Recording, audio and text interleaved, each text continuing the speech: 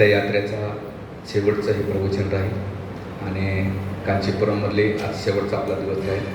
उद्या आपण लगेच श्रीरंग धामाला आपण प्रस्थान करणार आहोत.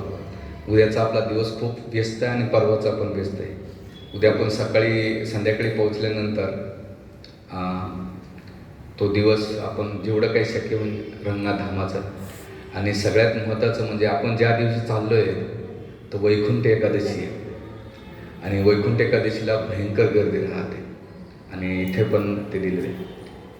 तर धामामध्ये गेल्यानंतर आपण भगवंताबद्दल श्रवण केलं पाहिजे. श्रीमद भागवताच्या दुसऱ्या स्कंदामध्ये म्हणतात, शृणंता श्रद्धया नित्यं घृणीत सोचेष्टित कालेन अतिदीर्घेन भगवान विशेती हृदय. सुखदेव गोस्वामी राजा परीक्षितला म्हणतात, राजन शृणंता श्रद्धया नित्यं, तुम्ही श्रवण केलं, शृणंता श्रद्धया, जेव्हा तुम्ही श्रवण करता कसं श्रद्धेनं, जोपर्यंत आपल्या श्रवणावर श्रद्धा नसेल तर तोपर्यंत आध्यात्मिक प्रगती होऊ शकत नाही. म्हणून आध्यात्मिक प्रगतीचा पहिला पाया आहे श्रवण करणे. जेवढं तुम्ही भगवंताबद्दल श्रवण करता तेवढं तुम्हाला भगवंताच्या प्रती आकर्षण वाटतं. श्रवणंता श्रद्धया नित्यम, नित्यम म्हणजे जसा श्वास घेतो आपण, आणि असं नाही की बंद पडतो, तर श्वास जसा घेतो तसं नित्य. मग नित्य केल्यानंतर घृणंत सोचेष्टिता, जे काही सांगितलंय ते पालन केलं. मग पालन केलं काय तर सुखदेव गोस्वामी म्हणतात, राजा काले ना अतिदीर्घेना, अजिबात वेळ लागत नाही. भगवान विशेती हृदय, भगवंत हृदयामध्ये स्थान प्राप्त करा. मग आपण विचार करायला पाहिजे की एवढ्या वर्ष मी श्रवण केल्यानंतर माझ्या हृदयामध्ये काम आहे का कृष्ण आहे. श्रवंता श्रद्धया नित्यम घृणीत सोचेष्टितम काले ना अतिदीर्घेन भगवान विशेती, भगवंत हृदयामध्ये जातात. एक सुंदर श्लोक आहे पद्मपुराणामध्ये, मागे म्हणण्याचा प्रयत्न करा. सदासेवम सदासेव्यम श्रीमद्भागवती कथा यस्य श्रवण मात्रेण हरिचित्त समाश्रित. या सुंदर श्लोकामध्ये ते काय म्हणतात, सदासेव्यम सदासेव्यम. कसं आहे सदासेवम सदासेव, काय सेवन, श्रीमद भागवती कथा, भागवत कथा. काय होईल श्रवण केल्यानंतर, यस्य श्रवण मात्रेन, नुसतं श्रवण मात्रेन, मात्रेन म्हणजे एकदम क्वांटिटीपेक्षा क्वालिटी. हरिचित्त समाश्रित, भगवंत चित्तामध्ये समाविष्ट होतात. म्हणजे श्रवण केल्यानंतर दोन गोष्टी होतात. एक म्हणजे भगवंत हृदयामध्ये स्थान करतात आणि चित्तामध्ये सुद्धा जातात. मन ज्याचं जेवढं श्रवणामध्ये चित्त असेल तर त्याचं चित्त भगवंताच्या प्रती लागते, आणि जेवढं तो चांगलं श्रवण करतो त्याच्या हृदयामध्ये सुद्धा भगवंत प्रविष्ट होतात. मग आपल्या हृदयामध्ये आणि आपल्या चित्तामध्ये आपण अनालिसिस करा, परीक्षण करा की माझ्या चित्तामध्ये आणि हृदयामध्ये भगवंताचा किती निवास आहे. तर अशा धामामध्ये आपण भगवंताला पाहायला गेल्यानंतर भगवंत दिसत नाही. भक्तिनाथ ठाकूर महाराज नेहमी म्हणतात, कधी भगवंताला पाहण्याचा प्रयत्न नका करू, अशी भक्ती करा, अशी भक्ती करा की भगवंताने तुम्हाला पाहिलं पाहिजे. आणि म्हणून भगवंताला पाहण्यासाठी चांगला मार्ग आहे त्यांच्याबद्दल श्रवण करणं. जेव्हा तुमच्याबद्दल कोणी ऐकत असेल तर तुम्हाला त्याच्याप्रती उत्सुकता वाटते, तसं भगवंताला सुद्धा भक्ताच्या प्रती उत्सुकता वाटते. तर असं हे सुंदर वर्णन. आता आपण, आपल्याकडे वेळ खूप कमी, 45 मिनिटंच येतात. ऑलरेडी त्याच्यातले 15-20 मिनिटं गेले. अर्धा तासामध्ये भगवान रंगनाथांच्या कथा अतिशय सुंदर, हे 2 पुस्तकं आणली होती मी. पण ते 15 मिनिट, आपण 35 मिनिटात कसं एंड करायचा हा प्रश्न मला पडला. हरकत नाही, जो मला टाईम दिला गेला त्यानुसार मी बोलेन. तर भगवान रंगनाथजी कसे प्रगट झाले रंगनाथ धामामध्ये. श्री संप्रदायामध्ये 3 धाम खूप महत्त्वाचे आहेत. त्याचा प्रमुख केंद्रबिंदू आणि जे मूळ आहे ते रंगनाथ स्वामी येतात, दुसरे आहेत बालाजी, आणि तिसरे आहेत कांचीपुरम. आणि ह्या तिन्ही धामामध्ये एकदा कोणी भेट करतं तर त्याला पुन्हा ह्या भौतिक जगाचं दर्शन होत नाही, असं श्री संप्रदायामधले आचार्य आपल्याला वर्णन करतात. तर हे रंगनाथ स्वामी ह्या भौतिक जगामध्ये याचं वर्णन पद्मपुराण, मत्स्यपुराण आणि ब्रह्मांड पुराणामध्ये याच्या कथा येतात. आणि जी कथा घेतली ते श्रीरंग महात्मे या ग्रंथांमधून घेतलेली. याचं वर्णन त्या सृष्टीच्या आरंभी जेव्हा ब्रह्माजी तपस्या करीत होते आणि त्यांनी दैवी 1000 वर्ष तपस्या केली, आणि तपस्या केल्यानंतर भगवंतानी त्यांना दर्शन दिलं. ते दर्शन पाहून ब्रह्माजीचं जेव्हा भगवंताचं सौंदर्य पाहतात ब्रह्माजी एवढे भावविवर होतात आणि म्हणतात की भगवंत कायमस्वरूपी हे विग्रह तुम्ही अनंतशय्य रूपामध्ये लक्ष्मी तुमचे पाद प्रक्षालन सेवा करते, नित्य नियमाने हे दर्शन मला पाहत भेटावं. आणि भगवंताने सुद्धा आपल्या भक्ताची इच्छा ब्रह्माजीची इच्छा पूर्ण करण्यासाठी स्वतःचं एक मॅनिफेस्ट विग्रह म्हणजे भगवान रंगनाथजी देऊन टाकले.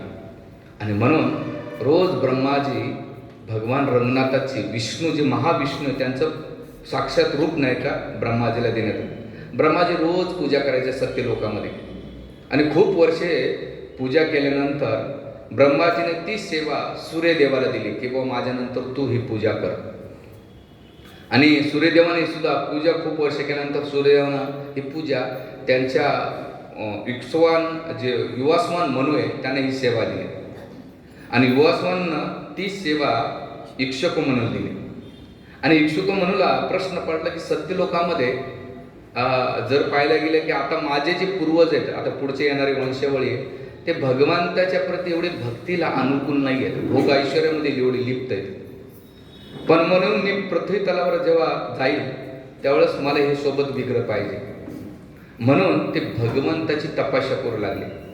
आणि एवढी तपस्या करीत असताना जेव्हा इंद्रचंद्र यांना कळालं, इंद्राला कळालं की आता हे इक्ष्वाकू नाही का खूप कठोर तपस्या करतो. त्याचं रिझन त्याला माहीत नव्हतं. कठोर तपस्या करत असताना त्याने सुंदर सुंदर अप्सरा, मेनका, रंभा पाठवल्यानंतर त्याने कामदेव सुद्धा पाठवले की त्याला मोहित करण्यासाठी. आणि मोहित केल्यानंतर अजिबात फरक पडला नाही. त्याने मेनका, अप्सरा, रंभाला काय केलं, दुर्लभ केलं. आचार्य म्हणतात जे भगवंताच्या परमोच्च अवस्था भक्तीमध्ये असतात त्यांना भौतिक जगाची इंद्रिय तृप्ती आकर्षित करू शकत नाही. जे तथाकथित भक्ती करतात ते इंद्रियाच्या प्रती आकर्षित होतात, भौतिक जगाच्या प्रती त्याचं आकर्षण वाढतं. पण जे प्रामाणिकपणे भगवंताची भक्ती करतात ते ह्या जगाचा प्रलोभन त्यांना कधीच आकर्षित करू शकत नाही. म्हणून आपल्या भक्तीचा परिमीटर काय आहे की आपली इंद्रिय वासना वाढते का. इंद्रिय वासना म्हणजे सेक्स नव्हे, त्याच्याबद्दल आपल्या मनोकामना, आपल्या भौतिक इच्छा किती डिझायर्स होतात भगवंताला सोडून, तेव्हा समजायचं आपण भक्तीमध्ये खूप कच्ची खिलाडी आहोत. जेवढं भक्तीचा ग्राफ वाढेल तेवढं भगवंताच्या प्रती आकर्षण वाढेल आणि भौतिक संसाराच्या प्रती डिटॅचमेंट, अनासक्ती वाढेल. हे भक्तीचं एक लक्षण सांगितलं जाते. इक्ष्वाकू म्हणून एवढी तपस्या केल्यानंतर त्यांना प्रभाव झाला नाही. आणि मग कामदेव आल्यानंतर त्यांचं स्वागत सत्कार केला कारण त्यांचं इंद्रिय दमन निग्रह खूप होतं.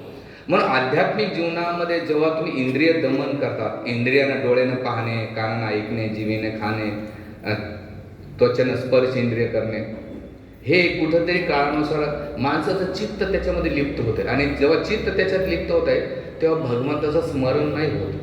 मनुष्यामध्ये जेवढं रजगुण आणि तमोगुण असेल तेवढं भगवंतापासून दूर जातं.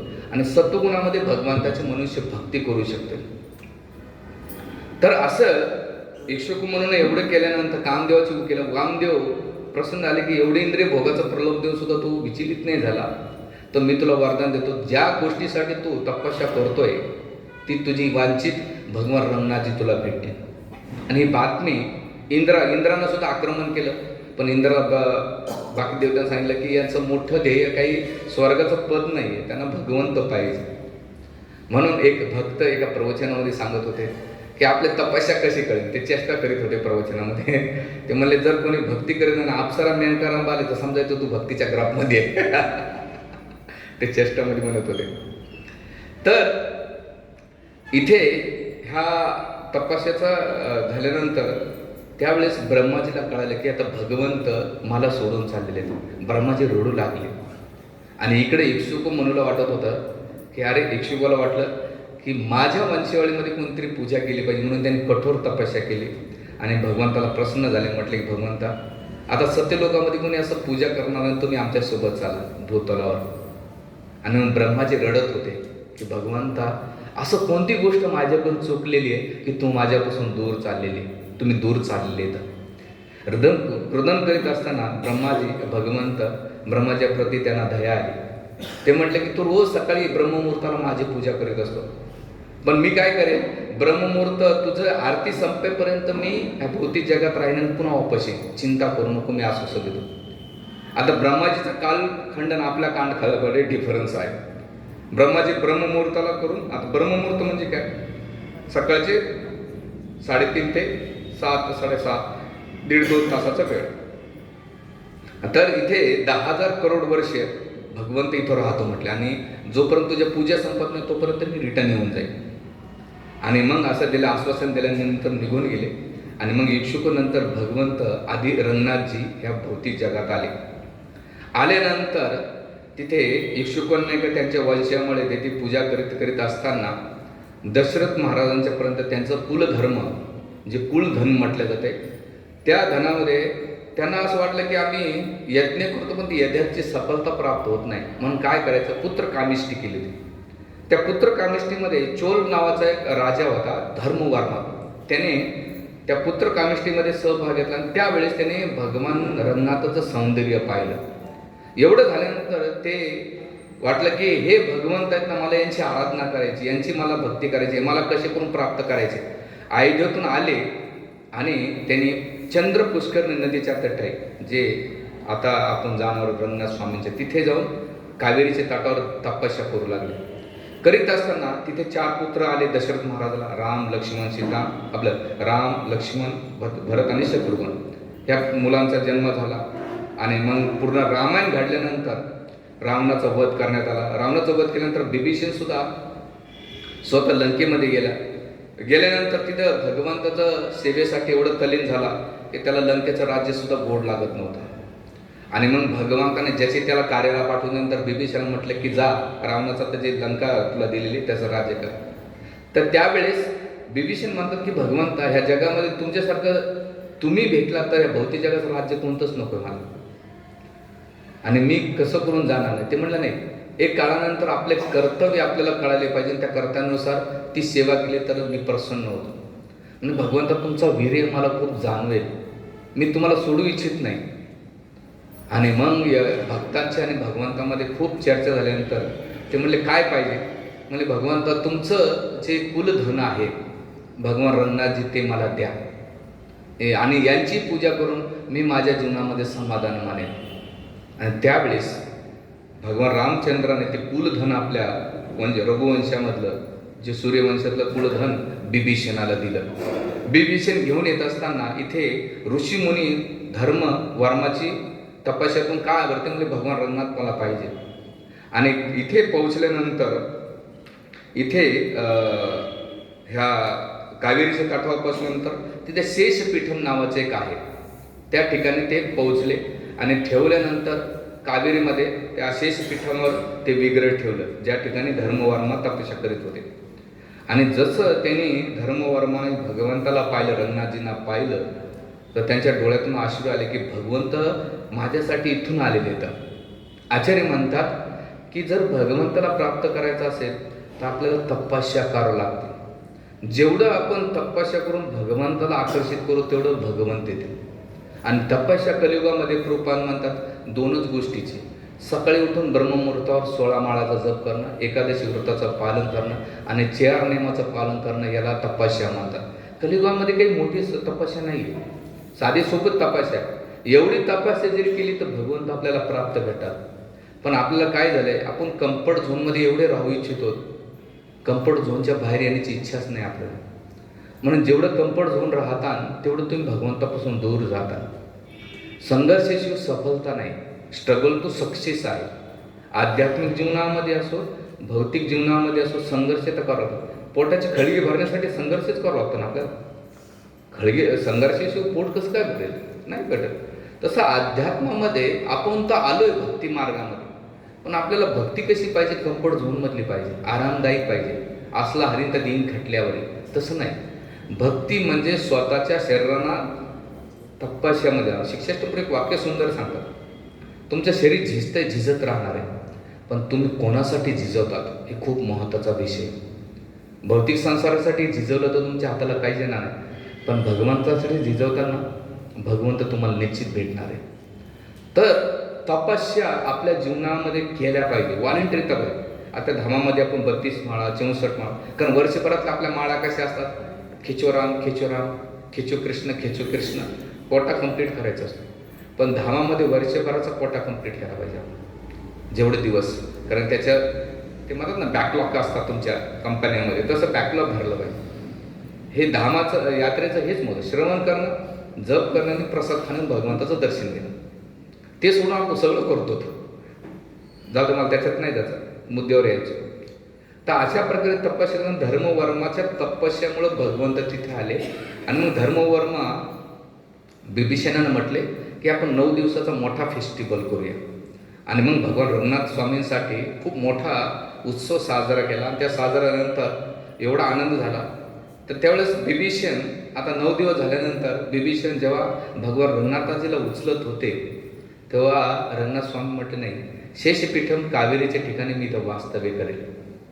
आणि केल्यानंतर बिभीषण रडायला लागले. म्हणजे भगवंता, अयोध्येहून तुम्ही इथे आले माझ्यासाठी आणि इथून मला चाललेले. आचार्य म्हणतात, ज्या दिवशी तुम्हाला भगवंताबद्दल रडू येते ना, हे प्रेमाची पराकाष्ठा आहे. तुम्हाला संसाराच्या प्रती, नातेवाईकांच्या प्रती, वस्तूंच्या प्रती रडू येते, कृष्णाच्या प्रती कधी रडू येत नाही का? का? प्रेम नसल्यामुळं रडू येत नाही. ज्या दिवशी तुमचं प्रेम होईल त्या दिवशी तुम्हाला आपोआप साहजिकच रडू येते. आणि रडलं पाहिजे कृष्णासाठी. उद्यापासून जोरदार रडू नका, घरच्याला टेन्शन यायचं, काय झालं अचानक. रडणं म्हणजे काय? हृदयातून भगवंता, बस या जगात नाही का आता मी खूप हतबल झालो, तू वाचव. आणि मी नेहमी भगवंताकडे एकच प्रार्थना करतो, भगवंता, माझं मन, माझे इंद्रिय मला खूप त्रास देतात. मी भक्ती करतो नाही करतो मला माहीत नाही, पण मी माझे प्रयत्न करतोय, पण तुला काय द्यायचं तू ठरव. माझ्यासाठी बेस्ट प्लॅनिंग काय असेल तू ठरव. मला कळत नाही, माझी बुद्धी नाही, मला एवढी अक्कल नाही आहे की मी भगवंता तुला कसं प्राप्त करू शकतो. ही आपण नित्य नियमानं, जसं गाडीची स्टेअरिंग साईडला गेली तर गाडी खड्ड्यामध्ये जाऊ शकते, तसं आपल्या जीवनामध्ये, आध्यात्मिक जीवनामध्ये प्रार्थनारूपी स्टेअरिंग नेहमी हातात असले पाहिजे. प्रार्थनारूपी स्टेअरिंग जेव्हा तुमच्या हातात राहते ना, ती बराबर जाते. प्रार्थनारूपी स्टेअरिंग जर हातात नसेल तर ती गाडी कुठे साईडला जाईल माहीत नाही. मोठमोठे भक्त प्रार्थना करतात आणि प्रार्थनेचे 3 स्तर भक्ती समरसिंधूमध्ये.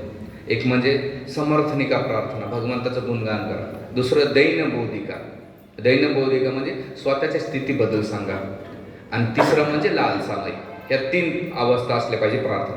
म्हणजे एखादा सेठ व्यक्ती आहे, त्याचं काय केलं पाहिजे आपण? त्याचं गुणगान केलं पाहिजे भगवंताकडे जाऊन, म्हणजे त्या व्यक्तीचं. आणि मग त्या व्यक्तीचं गुणगान केलं तर सेकंड स्टेप येते दैनबोधिका, स्वतःची स्थिती सांगा. सेठ मी लय भिकारी आहे, गरीब माणूस आहे, मग तुम्ही लय महान आहे तर मी गरीब आहे, तुम्ही महान मी लहान. असं केल्यानंतर पहिलं झालं समर्थन, मालकाची प्रार्थना करणं म्हणजे समर्थन, स्वतःची स्थितीबद्दल सांगा दैनबोधिका. आणि मग हे दोन्ही सांगितलं, मालक म्हणजे काय पाहिजे? मग लालसामयी प्रार्थना. लालसामय म्हणजे भगवंता तू पाहिजेस, मालक तुम्ही पाहिजे, तुमच्याकडून काही नको आहे. ह्या अशा प्रार्थना जेव्हा आपण कधी मंदिरात जातात ना, भगवंता, बघा तुम्ही साऊथ इंडियन लोक अशा हात जोडतात, विनवणी करतात की भगवंता तुझी कृपा दे. बघा असे हात करतात. आपण भगवंताकडे भिक्षा मागितली पाहिजे, कृपेची, संताकडे आशीर्वादाची आणि भगवंताकडे कृपेची भिक्षा मागितली. भगवंता तुम्ही माझ्यावर कृपा करा. आणि वैष्णव आशीर्वाद मागितले पाहिजे. आणि आशीर्वाद कसे भेटतात? जेव्हा तुम्ही सेवा करता, त्या सेवेमुळं आशीर्वाद भेटतात. बिना सेवेचे आशीर्वाद कधीच भेटू शकत नाही. बघा एखादा किती रागीट असेल, त्याला खाऊ पिऊ घाला, त्याचा राग शांत होऊन जातो, तो पोटातल्या सगळ्या गोष्टी सांगत चालतो. ह्या जगातला युनिक प्रिन्सिपल्स आहे. तर त्याच प्रकारे भगवंताकडे जाऊन प्रार्थना केली पाहिजे. असं नाही गेले की हात जोडले, बरं तुम्ही मला प्रभूजी वेळ नसतो, पण जेव्हा तुम्ही लाईनमध्ये असतात तर एक मूड असला पाहिजे. रंगनाथ स्वामी जीवनामध्ये अशा प्रार्थना केल्यानंतर तर त्यावेळेस जे बिभीषण होते रडू लागले आणि प्रार्थना करायला, भगवंत म्हणले काळजी करू नको, लंकेमध्ये जा आणि तो राज्य कर. मी कायमस्वरूपी माझं लक्ष लंकेकडे राहील आणि मी नेहमी वाट पाहत राहील. आणि आज बी बिभीषण रात्री 12 वाजता देवदेवतांना बिभीषण येऊन रोज रंगनाथाची वर्शिप करतात. आणि 12 वर्षातून एक मोठा इव्हेंट्स असतो. बिभीषण येताना रात्रभर एक फेस्टिवल असतो, त्या फेस्टिवलचं नाव विसरलं. त्या फेस्टिवलला ते पूजा करतात बिभीषणची नित्य नियमानं. आणि असं केल्यानंतर इथ्या यक्षिकू वंशामध्ये खूप राजे महाराजे होऊन गेले. आणि गेल्यानंतर त्यावेळेस ते वंश नष्ट झाला, तिथली प्रजा नष्ट झाली. आणि केल्यानंतर तिथे ते जे विग्रह होते रंगनाथस्वामीचे रेतीमध्ये रेगिस्तानमध्ये पूर्ण झाकून गेले. झाकून गेल्यानंतर तिथे एक घटना झाली. बिभीषणच्या काळामध्ये एक घटना झाली. ते म्हटलं की हे बिभीषण, मी सांगायचं विसरून गेलो की आता इथे मी कावेरीला एक वरदान दिलं होतं. काय वरदान दिलं होतं? एकदा गंगा, यमुना, कावेरी आणि सरस्वतीमध्ये भांडणं चालू होते, कोण सर्वश्रेष्ठ आहे. तर ह्या भांडणातून नाही का जी यमुना आणि सरस्वती बाजूला निघून गेल्या, भांडणात पडल्या नाही दोघी जण. आणि मग गंगा आणि कावेरीमध्ये भांडण आली. गंगा म्हटली की भगवंत माझ्या चरण कमलातून आले, मी सर्वश्रेष्ठ आहे, मी सर्वश्रेष्ठ. त्यावेळेस गंगेचं जेव्हा ऐकलं कावेरीनं, तर कावेरीला सुद्धा तिनं तपस्या केली की मला सुद्धा भगवंता तुमचं सान्निध्य पाहिजे. कारण यमुना म्हटली मला काय भांडण करायची गरजच नाही, कारण भगवंत माझ्या पात्रामध्ये खेळले आणि माझे पती आहेत म्हणून मला टेन्शन नाही, तुम्ही भांडत बसा दोघी जणी. आणि म्हणून गंगा आणि कावेरीमध्ये भांडणं चालू झाल्यानंतर कावेरीने एवढी तपस्या केली, भगवंत प्रगट झाले चंद्रपूर पुष्करणीच्या काठावर. आणि म्हटले काय पाहिजे कावेरी? मी म्हणे भगवंता तुम्ही माझ्या जलाशयामध्ये निवास करा. त्यावेळेस भगवंत म्हटले की हे कावेरी, तू माझ्या गळ्यामध्ये हाराच्या रूपामध्ये राहशील. कशाच्या? हाराच्या रूपामध्ये राहशील आणि नित्यनेमानं तू माझा करशील. म्हणून भगवंत आदिरंगा, मध्यरंगा आणि अंतरंगा हे तिन्ही रंग आहेत ना कावेरीच्या कशात? हाराच्या रूपामध्ये. म्हणून दक्षिण भारतामध्ये जे हार घातले जातात ते गोल हार नसतात, ते कसे असतात? सिंगल हार असतात, बांधलेले नसतात. आणि ते सोड तसंच कावेरीचा जर तट बघितला तर तुम्ही जे भगवान रंगनाथाचं मंदिर आहे, त्या नदी कशी पाहा जाते? अशी वाहतीये आणि पुन्हा ती खूप पुढे जाऊन नाही का एकूण एकाला भेटते, म्हणजे त्या हाराच्या रूपामध्ये. तर भगवान रंगनाथजी म्हटले की कावेरी हाराच्या रूपामध्ये तू माझ्या गळ्यात नित्य नियमान राहशील, अजून काय पाहिजे तुला? कावेरी म्हटले काहीच नको. मग तेव्हापासून रंगनाथजीचे तिन्ही मंदिर, एक बृहस्पतीने स्थापन केलेलं मध्यरंगा, आदिरंगा, त्याच्या पण स्टोऱ्या खूप चांगल्या. पण हे जे रंगनाथ स्वामी आहेत श्रीरंगापूरचे तिरचीचे, ते बिभीषणाने विग्रह आणलेले आहेत. आणि एक बृहस्पती आणि एक आणखीन अग्निदेव काहीतरी याने आणलेले, वायुदेवाचा एक प्रसंग येतो. हे तीन रंग आहे. आणि दिव्य देशामध्ये माझे तिन्ही रंग झालेले. मागच्या वेळेस मेलकोट्याला गेलो होतो. असं म्हटलं जाते की 108 दिव्य देशपैकी सगळे दिव्य देश केले पाहिजे. तर इथे केल्यानंतर भगवान रंगनाथजी ते थांबले आणि इक्ष्वाकू वंशामध्ये वंश नष्ट झाला. नष्ट झाल्यानंतर बराच काळ निघून गेला आणि त्याच्यावर नाही का सगळी माती झाकली गेली. झाकल्यानंतर एक दिवस चोल वंशातला राजा तिथे येत होता आणि तिथं पोपट तमिळ भाषामध्ये भगवान रंगनाथांचं गुणगान करू लागला. वैकुंठ आपलं की वैकुंठामध्ये अनंत शेषामध्ये भगवंत झोपलेले येतं आणि लक्ष्मी देवीची सेवा करते. गरुडजी अनंत मुखाने त्यांचं गुणगान करतोय. त्यांचे भक्त पार्षद त्यांची सेवा करीत आहे असं गुणगान करीत असताना तो चोल वंशातला राजा होता. त्याला प्रश्न पडला की हे पोपट तमिळ भाषेमध्ये गुणगान करतात, कोण आहेत बाबा पोपट?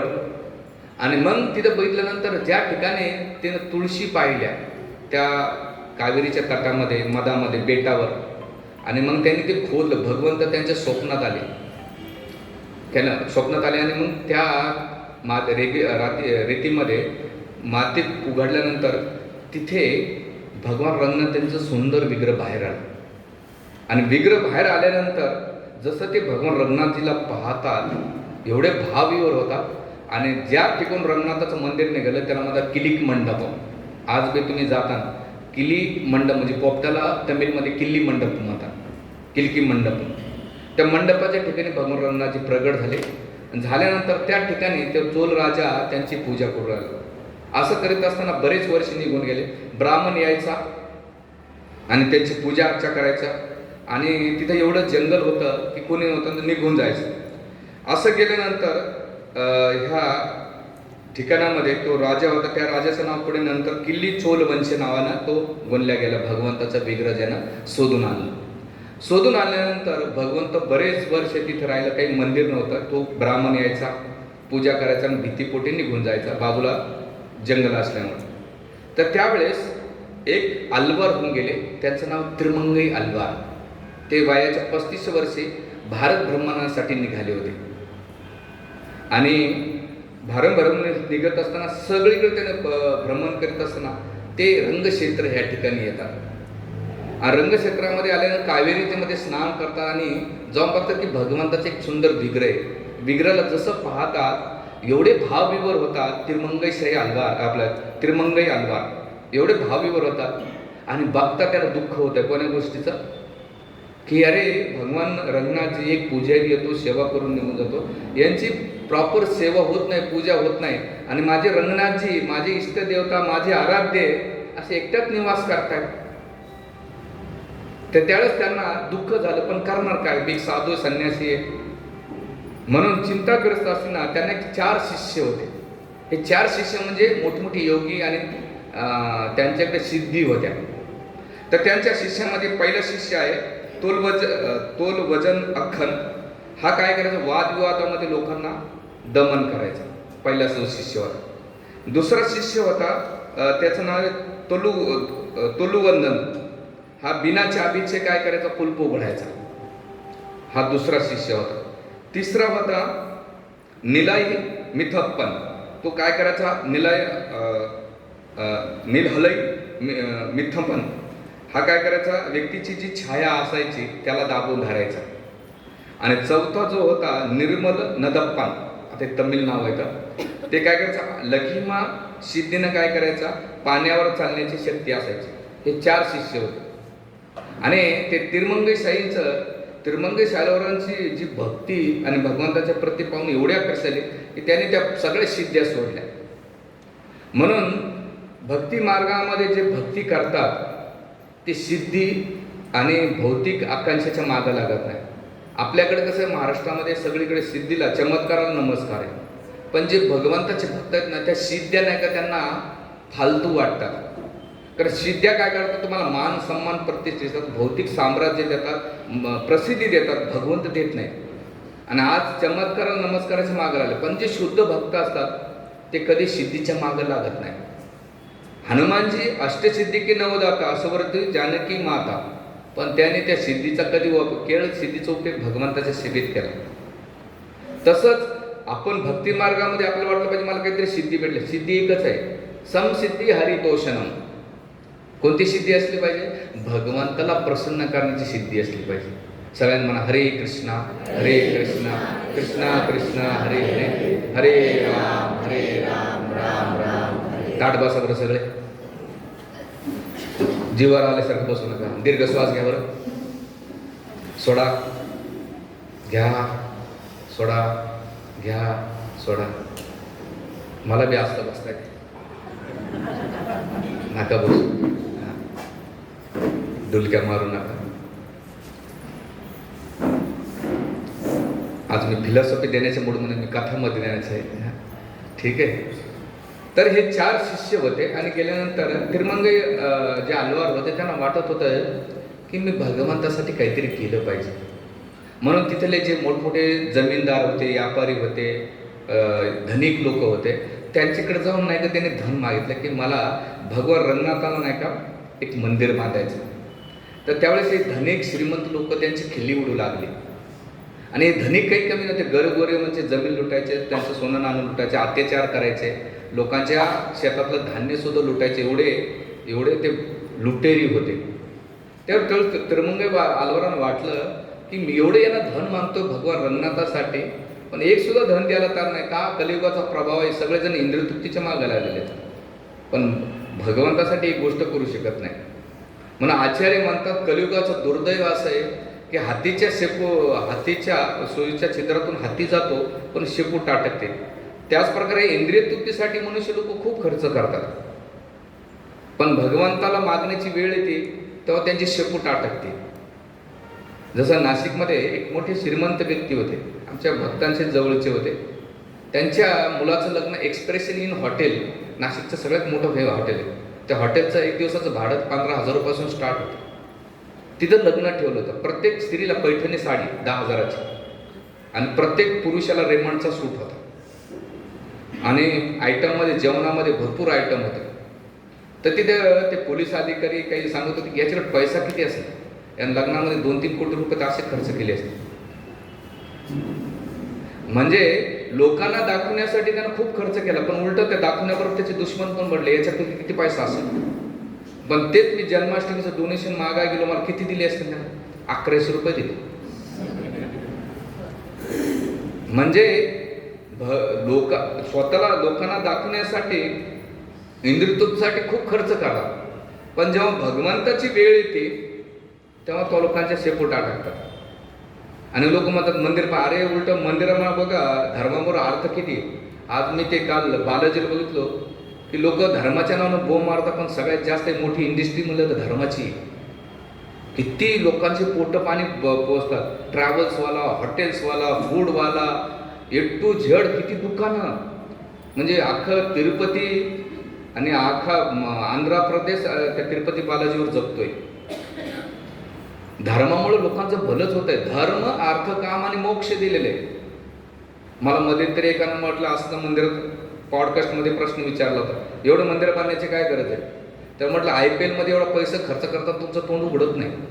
राजकीय लोक मोठमोठ्या गाड्या घेतात तेव्हा तुमचे तोंड बांधलेले जातात फेमिकॉननं. लोक मोठमोठे सोन्याच्या माळा घालून जातात तेव्हा तुमचे तोंड उघडत नाही. मंदिर बांधायचं तेव्हा तुमचं तोंड उघडतंय.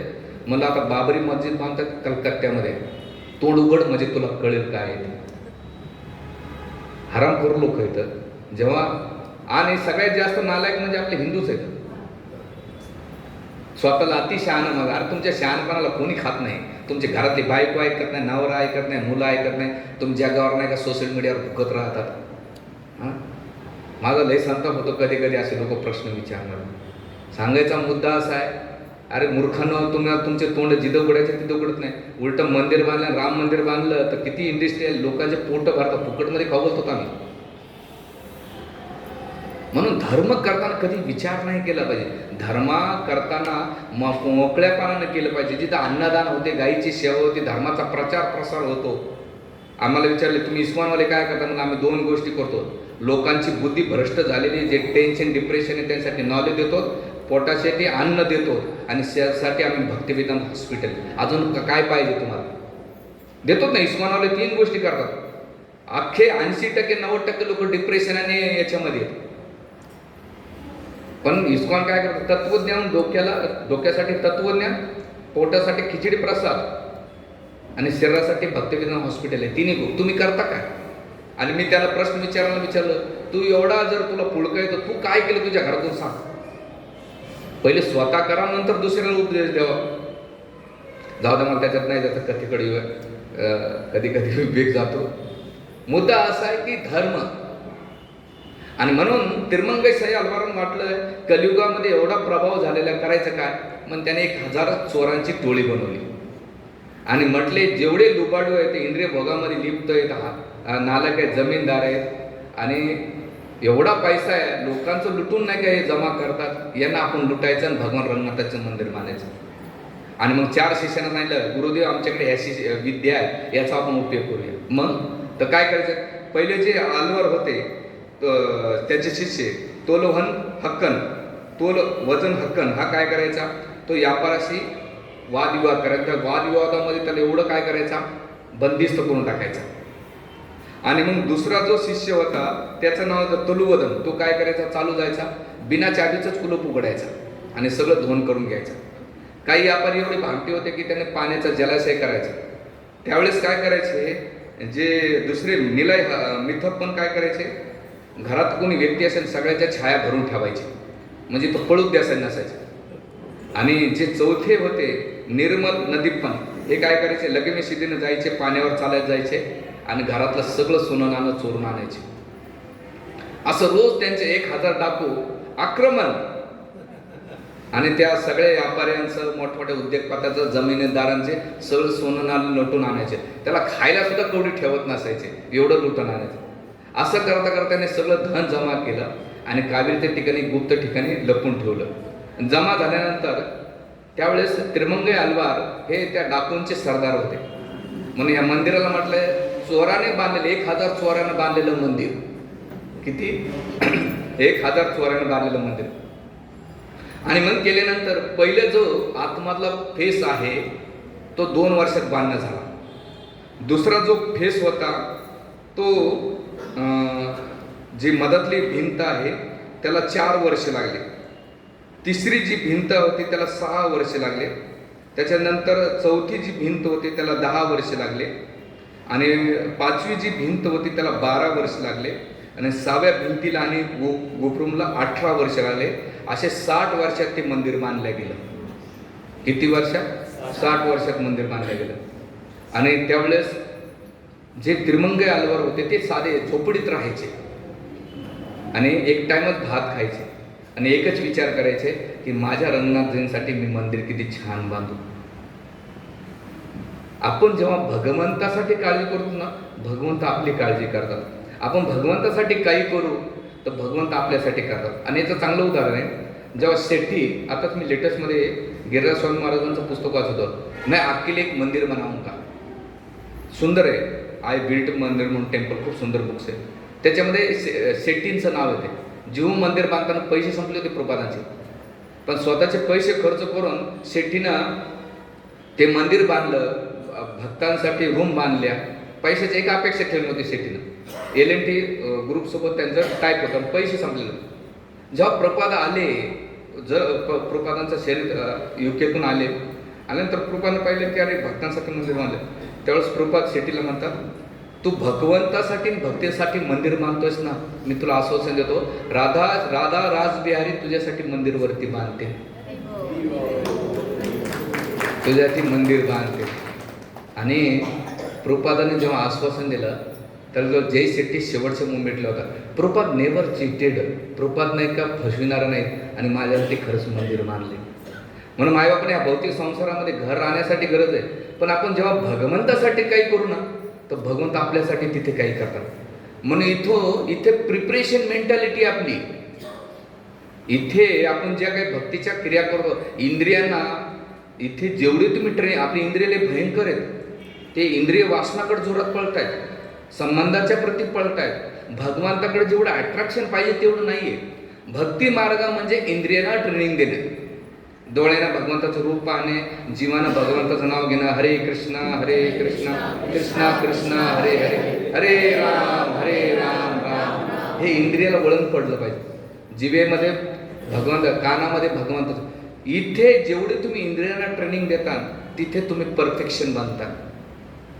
भक्ती मार्ग म्हणजे इंद्रियांना ट्रेनिंग देण्याचं सेंटर, बाकी काही नाही.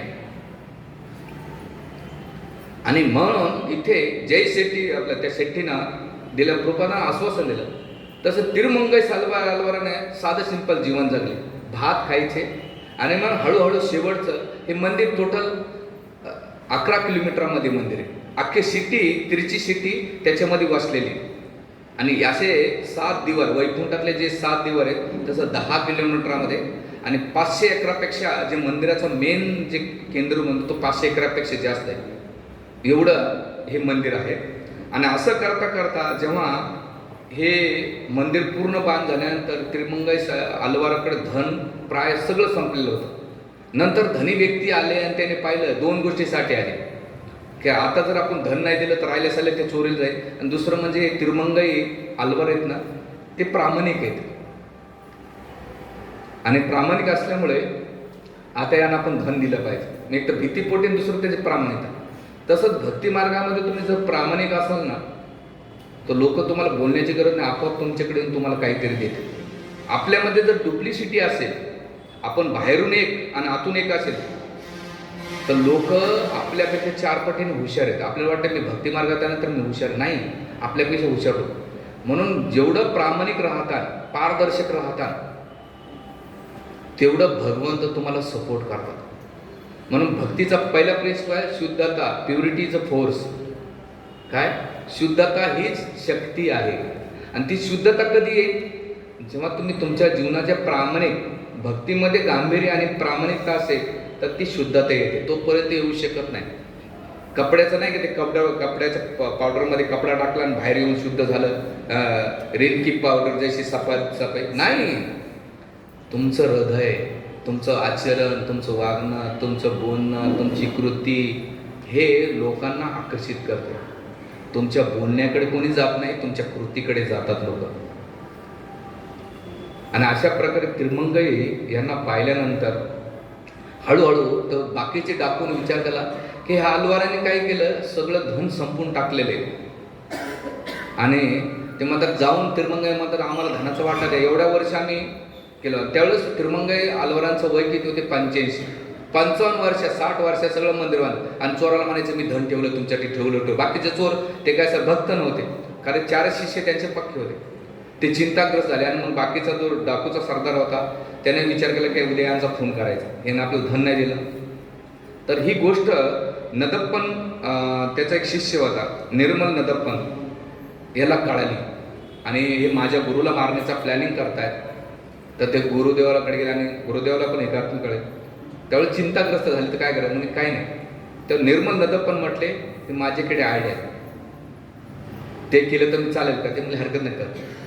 त्यावेळेस सगळ्या डाकूंना एका जहाजामध्ये बसवलं आणि म्हटले कावेरीच्या पलीकडे माझ्या गुरुदेवानं तुमच्यासाठी भरपूर धन ठेवलेले, चला मी तुम्हाला धन देतो.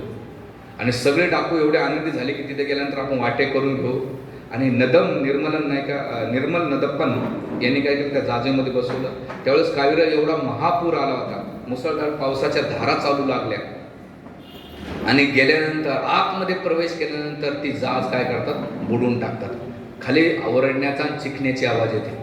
आणि गेल्यानंतर निर्मल नदप्पन येतात आणि इकडे तिरमंगई अलवार त्यांच्यासोबत हे 3 शिष्य बघत असतात. त्यांना ते दृश्य कळतं की अरे सगळे जहाज बुडाले. त्यावेळेस निर्मल नदप्पनला वाईट वाटते की अरे एवढी याने सेवा केलेली आहे आणि यानं मी बुडवलं. अपराध तर नाही ना, ते स्वतःला खात होते. तर तिरमंगई अलवार म्हणले काळजी करू नको, हे पाप कृत्यामध्ये आणखीन पापे झाले असते, पण भगवान रंगनाथाची यांनी सेवा केलेली आहे, भगवान रंगनाथाचे मंदिर बांधलेलं आहे, त्यामुळे चिंता करू नको. भगवान रंगनाथजी त्यांना त्यांच्या चरण कमलाची शरणागत देतील. आचार्य म्हणतात तुम्ही भक्ती मार्गामध्ये येणे केणे प्रत्यक्ष किंवा अप्रत्यक्ष जेव्हा तुम्ही सेवा करतात, भगवंत कधी तुमच्या सेवेला विसरत नाही. नेहा विक्रमणा स्वस्ती प्रतिवाय न विद्यते स्वल्पमस्य धर्मस्य त्रायतो महत भयात. इथे या सुंदर श्लोकामध्ये नेहा विक्रमणा स्वस्ती, थोडीशी जरी केली, नेहा विक्रमणा स्वस्ती प्रतिवाय न विद्यते स्वल्पमस्य धर्मस्य, थोडीशी जरी भक्ती केली तर भगवंत त्या भक्तीचा नाश होऊ देत नाही. हे भक्तीचं महत्त्व आहे. आणि असं यांचं उद्धार झाल्यानंतर इथून जेव्हा हळूहळू हे मंदिर बांधलं गेलं आणि मग त्यांनी वयाच्या 90व्या वर्षी भगवंताचं स्मरण करता करता देह त्याग केल्यानं वैकुंठात धामात निघून गेले. त्यांच्याबरोबर त्यांचे 4 शिष्य निघून गेले तिरमंगई साला. तिरमंगई 6 अलवारांची स्टोरी सांगायची म्हटलं तर 2 तास लागतात. म्हणजे 12 अलवारापैकी त्यांची खूप स्टोरी आहेत. पहिले त्यांचं जीवन कसं होतं, काय होतं, आणि खूप सुंदर रोचक कथा आहे त्यांच्या अलवारांच्या कथा. आणि गेल्यानंतर हळूहळू श्रीपाद रामनाथाचार्य आले. आणि आल्यानंतर त्याने पाहिलं की या मंदिरामध्ये भगवंताचे विग्रह तर खूप सुंदर आहेत, पण याची पूजा व्यवस्थित होत नाही. म्हणून त्यांना असं वाटलं की स्टँडअप, पण तो त्याला जो पुजारी होता तो श्रीपाद रामनाथाचार्यांचा ईर्ष्या द्वेष करायचा. आणि मग त्यानं पाहिलं की ह्या आता याला मान सन्मान भेटतो, प्रसिद्धी भेटते, सगळे लोक त्याला आदर देतात रामानुजाचार्यांना, मी काहीतरी केलं पाहिजे. काय करायचं, त्याच्या पत्नीला सांगितलं बघ आपल्या मोठा शत्रू आले, आपल्याकडे समस्या आलेली, याला काहीतरी आपण बाजूला केलं पाहिजे, काय करायचं. तर ते म्हणले की विष आहे आणि मी उद्या भोजनाला बोलवतो आणि त्या भोजनामध्ये तू विष घालून यांना मार. त्याची पती जसा पत्नी तशी सारखेच बोलवलं. श्रीपाद रामानुजाचार्य गेले त्यांच्या घरी. गेल्यानंतर आदर सत्कार झाला, त्यांचं पाद प्रक्षालन झालं, आग भगत केली. आणि जसं ताटावर बसले, केळीचे पानं ठेवले, तर त्या ब्राह्मणांची पत्नीनं श्रीपाद रामानुजाचार्याचं सौंदर्य, तेजस्वीपणा, शुद्धता पाहिली. तिचं हृदय दर्वित झाले आणि म्हटले की हे आचार्य, तुम्ही अन्न ग्रहण करू नका, तुम्ही याच्यामध्ये विष दिले, तुमचा मृत्यू होईल, तुम्ही आताच्या आता निघून जा. निघून गेल्यानंतर श्रीपाद रामानुजाचार्यांना एवढं वाईट वाटलं की माझा कोणीतरी शत्रू निर्माण होत आहे. त्यावेळेस त्यांचे गुरु गोष्टीपूर्ण असतात, हे कावेरीच्या तटावर नाही का भगवंताची भक्ती करीत असतात आणि जातात आणि साष्टांग दंडवत करतात. मला गुरुदेव, आज माझ्या जो रंगनाथ स्वामींचा जो पुजारी आहे तो मला शत्रू समजतोय, आणि मी असं कोणतं पाप केलंय की तो मला मारण्यासाठी उठलेला आहे. ते रडू लागले. आचार्य म्हणतात की भक्तीमध्ये आपल्या दुश्मनाच्या प्रती हितचिंतक राहणं हे सगळ्यात कठीण आहे. तुकाराम महाराज जेव्हा भंडारा डोंगरावर गेले होते, जेव्हा ते भजनामध्ये लागलं तर पशुपक्षी त्यांना घाबरून जात होते. त्यांना असं वाटलं की मी पशुपक्ष्यांना कसं काय घाबरू शकतो. आणि मग त्यावेळेस म्हटले, ज्याच्या हृदयामध्ये ईर्ष्या असते ना त्याच्यापासून लोक दूर जातात. द्वेष असेल, ईर्ष्या असेल तर पशुपक्षी, प्राणी, माणसं सुद्धा दूर जातात. म्हणून हे तुकाराम महाराज म्हणतात, पांडुरंगा माझ्या हृदयामध्ये ईर्ष्या आहे, द्वेष आहे, त्यामुळे हे वृक्ष आहेत ना माझ्याजवळ, हे पशुपक्षी माझ्याकडे येत नाही. आणि मग ते सुंदर अभंग म्हणतात, वृक्षवल्ली आमा सोहेरी वनचरी सुस्वरी. हे सुंदर अभंग म्हणतात आणि भगवंताला रडतात. भगवंत म्हणतात, तुकाराम महाराज तुमच्यामध्ये ईर्ष्या दोष नाहीये, तुम्ही अन्य निर्मळ हृदयाचे आहेत तुम्ही. आणि मग जेव्हा ते भगवंताचा साक्षात्कार झाला, भगवंतांना दर्शन झाल्यानंतर पशुपक्षी त्यांच्या खांद्यावर बसून मग अभंग म्हटलेले. आचार्य म्हणतात की ज्याच्या हृदयातून ईर्ष्या, द्वेष कमी झाला की लोक आपोआप त्याच्या जवळ येतात. म्हणून आपल्याजवळ कोण येत नाही, का येत नाही, याला आपल्याला कुठेतरी विचार करावा लागेल. ईर्ष्या करणं म्हणजे काय माहिती का, आपल्यापेक्षा कोणीतरी सुपिरियर आहे, त्याला आपण आपल्यापेक्षा काहीतरी गुड क्वालिटी आहे, गरीब लोकांचं किंवा खालच्या लोकांचं आपण हे करत नाही, द्वेष करत नाही. जे आपल्यापेक्षा काहीतरी सुपर क्वालिटी असल्यामुळे आपण त्याचा दोष करतो. याचा अर्थ आपल्या जीवनामध्ये त्याला व्हॅल्यू देतो. ईर्ष्या करणं, ईर्ष्या केल्यानं त्याला काही फरक पडत नाही. समोरच्या, आता मी किती ईर्ष्या केली तुमच्या प्रती, तुम्हाला काय कळणार आहे मी ईर्ष्या केली की नाही केली. जळतोय कोण, मीच जळतोय. नुकसान कोणाचं होतं, माझं होतंय. पण मला कळत नाही की ईर्ष्यानं मला फायदा होतो की नुकसान होतं. म्हणून भगवत धामात आपण जे आलोय ते ईर्ष्या दोषामुळेच आलोय. आणि भगवंत गीतेमध्ये म्हणतात, श्रद्धावंतो अनुसंयंतो ज्ञानम लभ परम लभ शांती. एक सुंदर श्लोक आहे, लब्धम ज्ञान परम शांती अचिरेण अभिगच्छन्ति. हे ज्ञान कोणाला समजू शकते गीतेचं, ज्याच्यामध्ये श्रद्धा आहे आणि अनुसय्य आहे. अर्जुना तुझ्यामध्ये ईर्ष्या नाही म्हणून हे तुला ज्ञान देतोय. आणि भागवताचं काय सांगितलेलं, निर्मत्सराना, ज्याच्या ईर्ष्यातून मुक्त आहे त्यालाच भागवत समजू शकते. भागवत किती वर्ष वाचा, भागवत नाही समजू शकत. का, ईर्ष्या दोषामुळे. म्हणून भागवताच्या पहिल्या श्लोकामध्ये निर्मत्सराना सांगितलेले. आणि गीतेमध्ये भगवंत म्हणतात, अनुसय्यंतो, अर्जुना अनुसयातून तू मुक्त आहेस म्हणून तुला हे ज्ञान देतोय. म्हणजे भगवद्गीता भागवत समजायचं असेल तर ईर्ष्यातून मुक्त पाहिजे, आणि भगवत धामात जायचं असेल तरी ईर्ष्यातून मुक्त पाहिजे. एवढं सोपं नाही हो. आपण ग्रंथाचा डीपपणे अभ्यास केला पाहिजे. तुम्ही 100 पानं वाचू नका, 2च पान वाचा, पण त्याला एवढं डीप समजून घ्या, गाढं करून घ्या. आणि अशा प्रकारे ते रडू लागले. गोष्टी पूर्ण म्हणजे काळजी करू नकोस, तू ग्लानी केलीस, आता जा. गेल्यानंतर हा जो ब्राह्मण होता, हेड पुजारी, तो जातो आणि त्याला ही बातमी कळते. आणि कळल्यानंतर तो पत्नी क्रोधिष्ठ होतो. काय करायचं प्लॅनिंग. म्हणून दुसऱ्या दिवशी तो चरणामृतमध्ये 10 माणसाला मारणारे एवढी विष मिक्स करतो. आणि केल्यानंतर श्रीपाद रामानुजाचार्यांच्या मनामध्ये कळल्यानंतर अजिबात काही व्यक्त केलं. एखादा काय म्हटलं असतं, तू काल मारण्याचा प्रयत्न केला, थांबतो, उचलून आदळतो. पण जे भगवत भक्त असतं ना, त्याच्यामध्ये हा गुण आहे, हे क्षमा देणं. आणि मग त्यावेळेस ह्या पुजाऱ्याने पाहिले की आज कशा प्रकारे रामानुचरण. आणि मग श्रीपाद रामानुजाचार्यांनी चरणामृत घेतलं आणि भगवान रंगनाथाला स्मरण करता करता त्यांनी काय केलं, ते चरणामृत ग्रहण केलं. जसं ग्रहण केलं, चरणामृत स्मरण केलं, काही दाखवलं नाही रामानुजाचार्य. गेल्यानंतर त्यावेळेस हा पुजारी एवढा आनंदित झाला. काय आनंदित झाला की आता रामानुजाचार्य माझ्या काळात आले. पण श्रीपाद रामानुजाचार्यांच्या जीवनात अष्टविकार आले. आचार्य म्हणतात, जेव्हा तुम्ही औषध घेतात आणि विष्णूचं स्मरण करतात, धन्वंतरी चरक संहितेमध्ये, सुश्रुत संहितेमध्ये, जेवढं तुम्ही विष्णूचं स्मरण करून औषध घेतात ना, तेवढा धन्वंतरी भगवंत तुमच्या शरीरावर प्रभाव पडतात. गोळ्या खाल्याने शरीर बरं होतं असं नाहीये. भगवंताचं स्मरण असलं पाहिजे, तेव्हा त्याचा औषधावर फरक पडतो. हे आयुर्वेदावर खूप डिटेल दिली, कारण की मी जेव्हा पुस्तक वाचले तर पहिला श्लोक आहे नीती, आपला चाणक्य नीतीचा पहिला श्लोक आहे विष्णूला स्मरण. भगवंत सगळीकडे. आता त्याला विषय डायव्हर्ट केला तर भरपूर विषय निघू शकतो. आणि मग जेव्हा हे झाल्यानंतर पुजारी बघतो की हे रामानुचारी कोणी साधारण नाही आहे, जाऊन माफी मागतो की मी तुमच्या प्रती अपराध केला आहे, आणि क्षमा मागल्यानंतर रामानुचारी माफ करून देतात, आणि तो त्याच्यानंतर भक्त शिष्य बनतो. आणि मग रंगनाथ स्वामींचं अतिशय सुंदर नाही का ती पूजा अर्चा विग्रह चालतात. आज बी तुम्ही तिथं जाता तर ते खूप सुंदर आहे. तर हे जे मंदिर आहे, आता याच्यात खूप डिटेल्स आहेत, मला त्याच्यात जायचं नाही. गेल्यानंतर रंगनाथ स्वामींच्या बाबतीत नाही का सांगितलेले 4 मंडल येतात. पहिले भोग मंडल श्रीरंगम, त्याच्यानंतर कांचीपुरम त्याग मंडप आहे, तिरुपती पुष्प मंडप आहे, मेलकोटे म्हणजे तिरुनारायणपुरम याला म्हणतात विद्यामंडल. यामध्ये 3 गोष्टी विशेष येतात. एक म्हणजे स्थल विशेष, मृत्यू विशेष आणि तीर्थ विशेष. म्हणजे क्षेत्र विशेष म्हणजे जसं स्वयंभू प्रगट झालेले जगन्नाथ, आपलं वृंदावन आणि जगन्नाथपुरी हे स्वयंभू प्रगट झालेले. आणि रंगनाथ क्षेत्र, रंगनाथ क्षेत्र, जगन्नाथपुरी आणि वृंदावन हे तिन्ही प्रगट झालेले क्षेत्र आहेत. आणि इथे जे विग्रह येतात ते कोणी स्थापन नाही केलेले, इथे स्वयंभू प्रगट झालेले विग्रह येतात. तिसरी गोष्ट, इथे दिव्य क्षेत्र आहे ज्या ठिकाणी भगवान देवतागण ह्या विग्रहांची सेवा करतात. आणि ही जी काही भूमी आहे वृंदावन, जगन्नाथपुरी आणि रंगनाथ क्षेत्र हे दिव्य धाम वैकुंठातलं प्रतिभू आहे.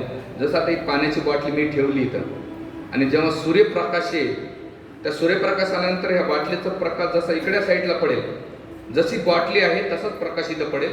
तसंच त्या वैकुंठाचा प्रतिभू प्रकाश ह्या भौतिक जगामध्ये 4 धाम आहेत, श्रीरंगम क्षेत्र, जगन्नाथपुरी आणि वृंदावन हे भगवंताच्या धामाचे प्रतिभू पाहायला भेटते. आणि ह्या सिद्ध क्षेत्र म्हटलं जाते. आणि इथे सगळे राहणारे व्यक्ती हे सिद्ध अवस्थेत असतात.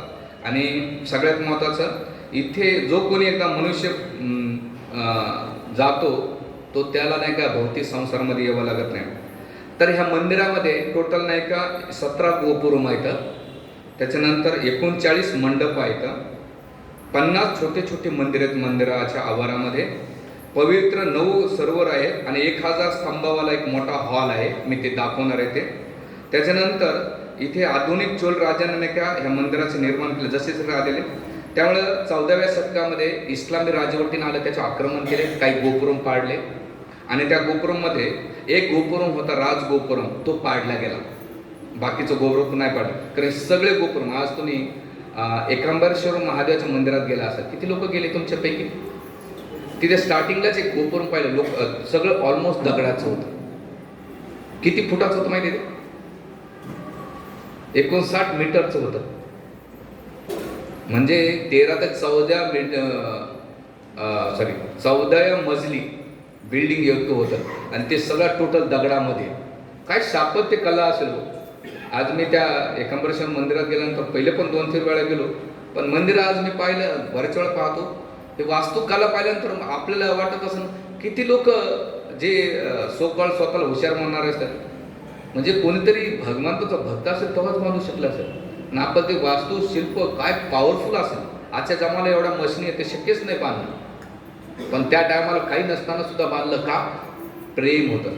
म्हणून कांचीपुरम 3 शक्ती केंद्र बिंदू आहे, कामेक्षी, भगवान रंगनाथ आणि दुसरं एकांबरेश्वर. म्हणजे तिन्ही जर ट्रायंगल आहे, इथे तिन्ही एनर्जी इफेक्ट करतात. कामेक्षी दुर्गादेव शाक्तपूजा, त्याच्यानंतर शिवपूजा आणि विष्णुपूजा, तिन्हीचा केंद्रबिंदू आहे. इथे जो कोणी येतो त्याला इथला प्रभाव पडल्याशिवाय राहणार नाही. आणि दुसरं असं म्हटलं, तुम्ही बघा साऊथ इंडियन लेडीज आहेत ना, 2 टिका लावतात, एक पांढरा आणि एक लाल. तर आज मी एकाला विचारलं असं का, बोले जो रेड है ना वो कामेक्षी का है, म्हणजे दुर्गा देवी है, जो व्हाइट है वो शिव जी है. हमारा जो ऊपर लगाते हैं वो पति के लिए लगाते हैं, और जो व्हाइट और रेड है वो शिवजी और पार्वती के लगाते हैं. आणि तुम्ही श्री संप्रदायामध्ये पाहिलं असेल तर स्त्रियाच्या बाजूला इथं खाली व्हाईट लावतात आणि रेड लावतात. ते व्हाईट म्हणजे भगवान नारायण आणि रेड म्हणजे लक्ष्मी. आणि दक्षिण भारतामध्ये श्री वैष्णव कसा मोठा तिलक लावतात, असा गोल लावतात. आणि जे व्हाईटमध्ये लावतात ते भगवान नारायण, आतमध्ये जी लाल कडी असते असं वडलेली ती लक्ष्मी असते. म्हणजे वैष्णव काय करतात, व्हाईट आणि रेड वरती लावतात आणि इकडं भस्म शिवजीचं वरती व्हाईट आणि खाली रेड, हे त्याच्या मागचं तत्व आहे. म्हणजे हमारे शिव पे हमेशा शिव पार्वती राही त्याच्यासाठी ते लावतात. आपल्याला फॅशन शो म्हणून आपण सगळे लावतो तसं नाही. मला कळलं क्यों लागा ते, मला प्रश्न पडला होता, ते विचारलं मला. असं कोणी काय वाटलं जिथे मी विचारून घेतो कोणी काय, आणि मला इंग्लिश अजिबात येत नाही बरं. त्याला माझी कळत इंग्लिश, याला काय म्हणायचं. हां, कम्युनिकेशन होते. हरे कृष्णा हरे कृष्णा कृष्णा कृष्णा हरे हरे हरे राम राम राम हरे हरे.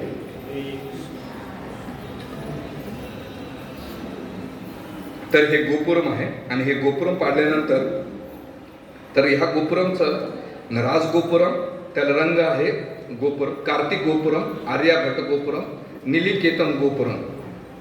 आणि याला 7 आवरण येतं जे मोठमोठे विशाल द्वार येतात. हे गोपुरमची दिलेले आहे. याच्यामध्ये वेगळ्या राज्यांना नाही का याचे दिलेले. याची 10 किलोमीटर लांबी आहे.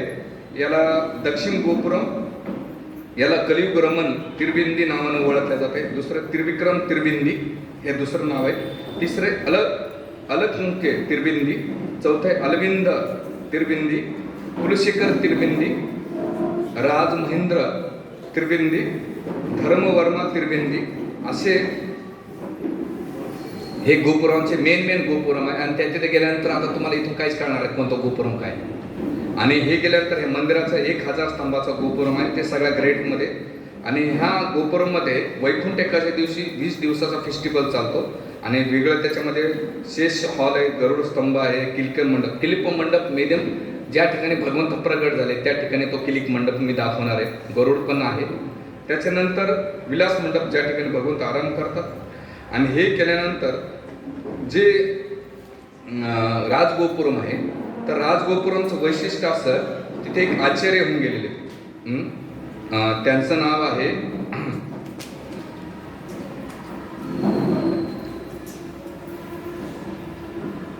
हरे कृष्णा कृष्णा कृष्णा हरे हरे हरे राम राम राम हरे कृष्णा कृष्णा कृष्णा हरे हरे हरे राम. तर एक गोपुरम आहे, त्याचं नाव आहे यतेंद्री देशिकन. हे एकदम जर्जर होते. हे संन्यासी असल्यामुळं भगवंत रमणाजी त्यांच्या स्वप्नात गेले आणि म्हटले की हे यतेंद्री देशिकन, तुम्ही माझ्यासाठी एक सुंदर मंदिर बांधा, आपलं गोपुरम बांधा.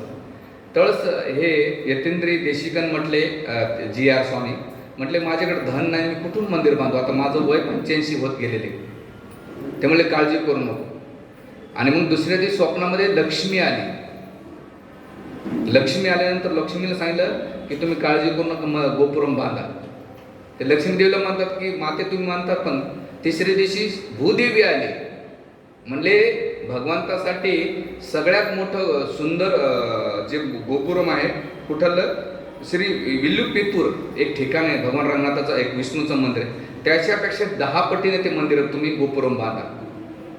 त्यावेळेस ते वयाच्या म्हणजे 1987 साली त्याने हे मंदिराचं गोपुरमाचं बांधकाम चालू केलं. त्यावेळेस त्यांच्याकडे एक कवडी सुद्धा नव्हती पैशाची. आणि मग 1987 साली ते चालू केलं.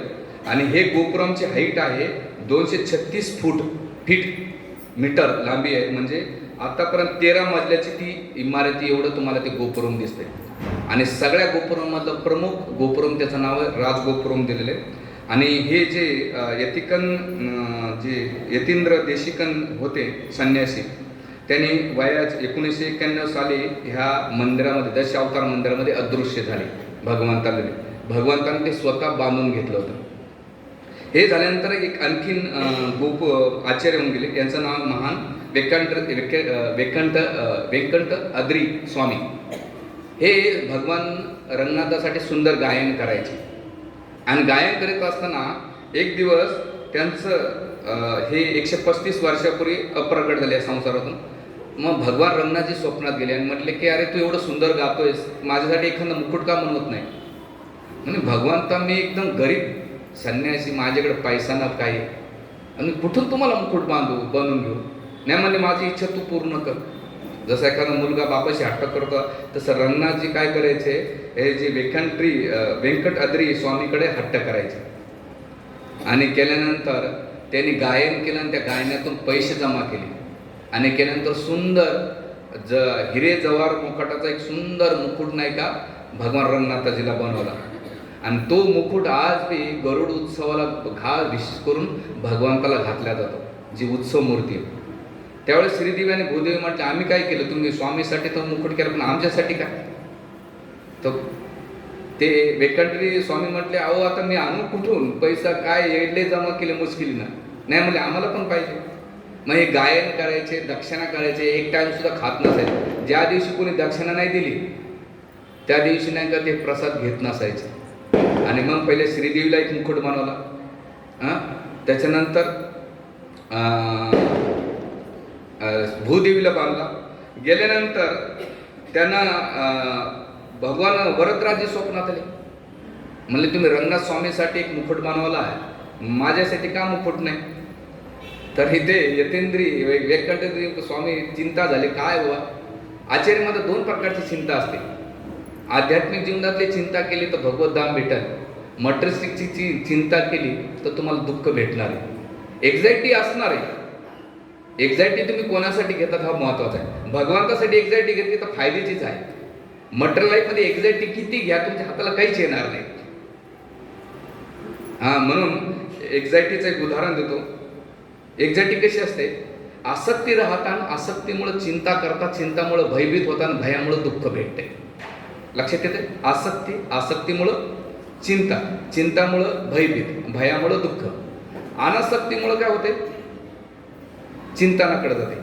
चिंतनामुळं काय होते, निर्भयता प्राप्त होते आणि निर्भयतामुळं सुख प्राप्त होते. हे सिक्वेन्स आहे. आणि असं हे केल्यानंतर त्यावेळेस वरदराजे त्याच्या स्वप्नात आले आणि म्हटले, जे पहिलं मुकुट बांधलं ना तो कांचीपुरमसाठी होता. पण त्याच्यामध्ये वरदराजे त्यांना म्हटले की हे वेंकटाद्री, तुम्ही ते मुकुट तर केलं पण पन्न्याचं जे दिसलं पाहिजे ना ते नाही आहे. तर त्या वेंकट म्हणले, आता मी आणायचं कुठून पन्ना. ते म्हणले, कलकत्त्यामध्ये एक माणिक सरकार म्हणून व्यक्ती आहे, त्यांच्याकडे जा आणि त्याच्याकडून घेऊन ये. आणि त्याच्या वेळेस वय यांचं खूप होतं, 90 वर्षाचे होते. इथून चालत चालत कुठे गेले, कलकत्त्यात गेले, म्हणजे त्या टायमाला 150 वर्षापूर्वी.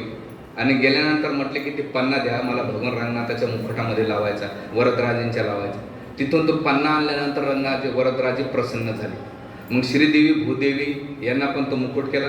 त्याच्यानंतर हा जो मुकुट आहे विशेष करून याला मात्र पंडाईन कुडराई नामक मुकुट बनण्याला केलेला आहे.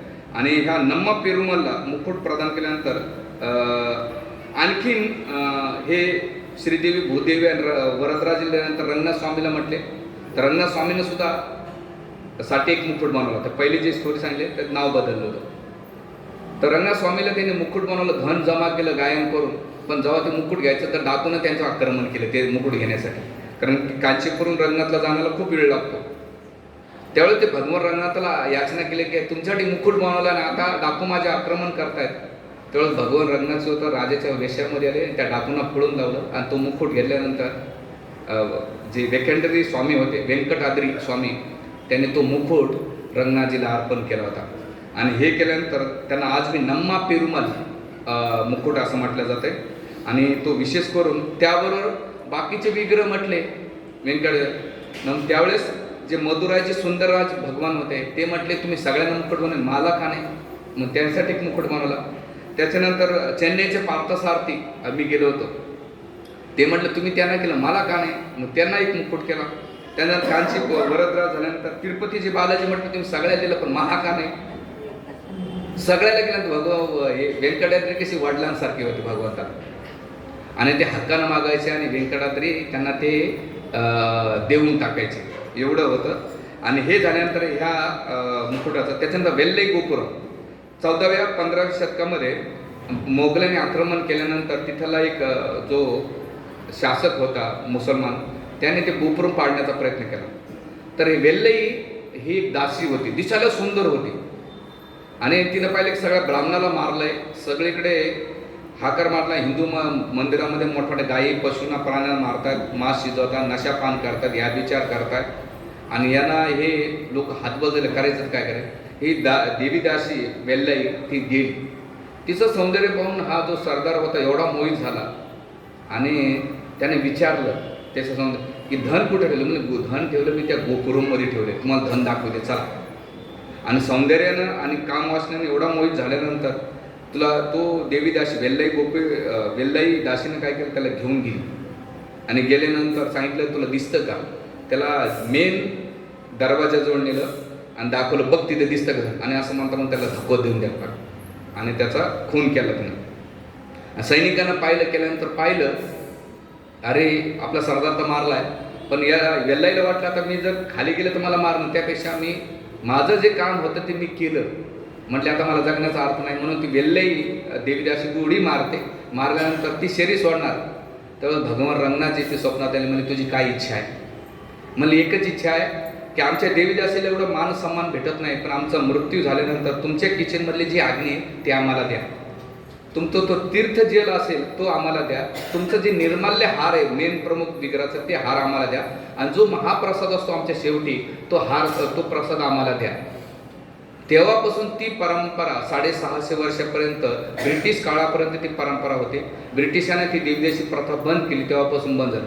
आज बी त्या देवीदासी कुळातले कुणी जर वारलेलं असेल तर भगवान रंगनाथाच्या किचनमधून अग्नी जातो, भगवंताच्या किचनमधून पाणी जाते, भगवंताच्या किचनमधून प्रसाद जातो, आणि मेन विग्रहाच्या गळ्यातून नाही का हार जातो, तेव्हा ते अंत्येष्टी संस्कार होतात. हे आणि म्हणून त्या गोपुराचं नाव पडलंय व्हाईट गोपुरम. आज बी तुम्ही जाता तिथे त्याला म्हणतात वेल्लाई गोपुरम म्हटलेलं आहे, हे दिलेलं आहे. त्याच्यानंतर पुढे तुम्ही जाताना कावेरी नदी, कावेरीमध्ये दिलेलं आहे, कावेरीचं स्नान केलेलं आहे, कारण की असं म्हटलेलं आहे की जर तुम्ही रंगनाथ स्वामीला आले आणि कावेरीचं स्नान केलं नाही तर ती यात्रा सफल होत नाही. कावेरी दिलेलं आहे, त्याचं बी स्नानाचं आता बघू काय होतं. त्याच्यानंतर आणखीन काही ठिकाणं आहेत का, पूर्ण 5 मिनिटे घेऊ.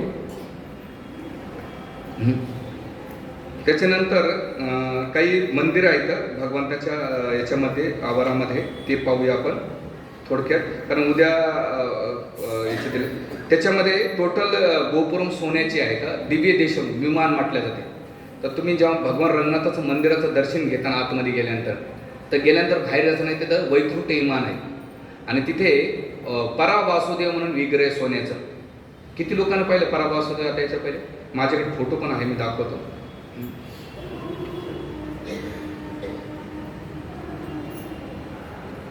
परावासुदेवाचं विग्रह कोणी पाहिलं का?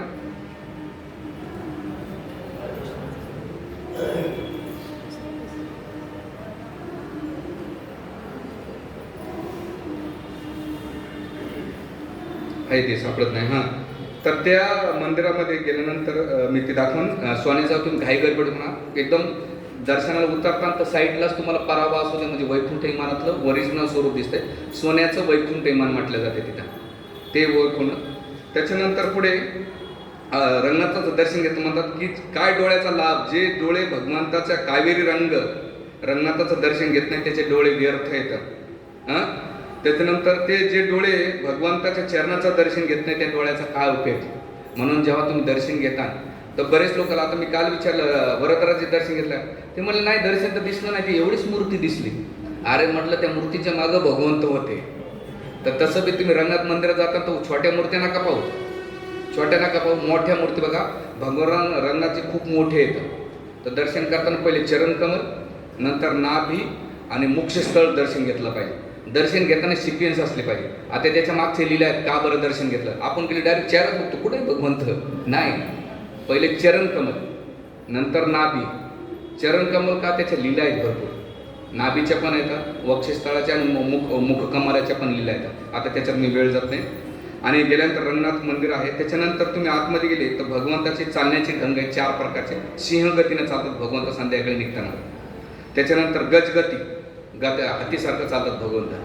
त्याच्यानंतर हंसगती आणि सर्पगती असं भगवंत फिरायला निघतात. नमपेरमल. रंगदेवी जी नाचियार आहे, लक्ष्मी तायारा नाचियार, यांना असं म्हटलं जातं आहे, कुणी रंगनाचियार श्री नाचियार यांचं दृष्टी पडली कोणावर तर त्याला ज्ञान, शिक्षा, विजय, प्रेम, असीमित धनाचं वरदान प्राप्त होत आहे. त्याचा 7 व्यक्तित्व वाटतं, रती, मती, सरस्वती, धृती, समृद्धी, सिद्धी आणि श्रिया. देवी त्याला काय करते, प्रदान करते. म्हणजे जेव्हा तुम्ही उद्या लक्ष्मीदेवीचं दर्शन घेता तर तुम्हाला किती फायदे होतात 7 प्रकारचे. रती, मती, सरस्वती, धृती, समृद्धी, सिद्धी आणि श्रिया ह्या देवी काय करतात, तयार राहतात त्या व्यक्तीसाठी. आणि अप्रेम, विजय, प्रेम आणि सगळ्या गोष्टी, रंगनायकीचं जेव्हा तुम्ही दर्शन घेता त्यांना रंगनायकी म्हटलं जातं. आणि तायारा रंग लक्ष्मीदेवीचं तुम्ही दर्शन घ्या, त्याचा मूळ विग्रह. त्याच्यानंतर पुढे कामवल्ली नाचियार, तिचं पण विग्रह, श्रीदेवी आणि भूदेवी, त्याची पण स्टोरी मी तिथं सांगेल. रंगनायकी. अंडाला पण स्टार्टिंगला लेफ्ट साईडला गेल्यानंतर आपल्याला पहिले गोपुरामचं दर्शन घ्यायचं, सोन्याचं वैकुंठ विमान. किती लोकांनी पाहिले याच्यापैकी तुम्ही किती करा वैकुंठ विमान सगळे वरती टेरेसवर गेल्यानंतर दिसतात एकाच्या याच्यामध्ये. त्याला त्या पुजाऱ्याला पैसे द्यायचे थोडेफार, 100-50 रुपये दिले की एकदाच तो घेऊन दाखवतो. आणि ते वैकुंठ विमान पाहिलं असं म्हटलं वैकुंठाची प्राप्ती होती. हो. आणि म्हणून मंदिरात गेल्यानंतर घाईगारी करू नका, हळूहळू आपण एक ठिकाणात पाहूया. ते केल्यानंतर असं म्हटलं जातं आहे, जो कोणी ह्या भौतिक जगाला मुक्ती पाहिजे असेल तो भगवान रंगनाथाचं विमानाचं दर्शन करतो, दंडवत प्रणाम करतो, परिक्रमा करतो, त्याच्या जीवनातले सगळे भौतिक कष्ट नष्ट होतं, मुक्ती प्राप्ती होते आणि भगवंताची अनन्य कृपा त्याला प्राप्त होते. केवळ वैकुंठ विमानाचं दंडवत केलं, दर्शन घेतलं आणि परिक्रमा केली. तर तुम्ही बोर होत चालले का? हां, ताट बसा बरं सगळे. मी घसा कोरडा पडतो, तुम्ही डोलक्या मारता. एक तर स्वतः झोपताना दुसऱ्याला झोपू घालतात. तर असं म्हटलं जातं की जेव्हा तुम्ही रंगनाथ विमानाचं दर्शन घेतात तर त्याच्या जीवनातून व्यक्तीच्या बिमारी आणि गरिबी नष्ट होते, जर वैकुंठ विमानाचं तुम्ही दर्शन घेतलं तर. आणि त्याला आशीर्वाद होतो आणि त्याच्या सगळ्या इच्छा पूर्ण होतात. आणि सगळं झाल्यानंतर वैकुंठ जाण्याचा तो अधिकारी पडतो, पराभास होतो. त्यानंतर चंदन मंडप असतो. त्याच्यानंतर भगवान रंगनाथाचं गरुड आहे, सगळ्यात मोठं गरुडाची मूर्ती आतमध्ये गेल्यानंतर तिथे गरुडाचा आहे. त्यामध्ये गरुडजीला जो कपडा लागतो तो खूप मोठा आहे. याचं डिटेल्स हरे कृष्ण हरे कृष्ण कृष्ण कृष्ण हरे राम राम राम हरे कृष्ण.